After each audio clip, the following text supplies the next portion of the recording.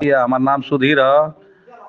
पियले खैले में कोनो बात हो आइत के तुके बोल देले बानी तो गलती का माफी मांगतनी। तो भाई हिंदुस्तान में उड़ता तीर गाड़ में लेने वाले बहुत लोग हैं। सुधीर जी राणा 1 जनवरी 2026 के दिन हमें को प्रैंक करे रहनी। वो प्रैंक के चलते भाई हमके कल रात में फोन करके गाली देना, जबकि उनके साथ हम नहीं कैले रहनी है, उनके दोस्त के साथ कैले रहनी।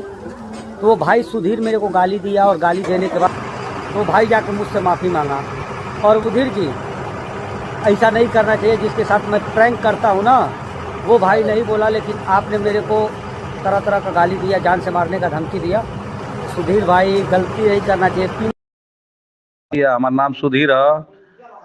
पियले खैले में कोनो बात हो आइत के तुके बोल देले बानी तो गलती का माफी मांगतनी। हमसे तुआर कोनो दुश्मनी बा न केहू से दुश्मनी बा। गलती का क्षमा कर। वीडियो जौन बाटे डिलीट कर दो। आगे से ऐसा गलती नहीं हुई, नहीं आगे से कोनो प्रकार का शिकायत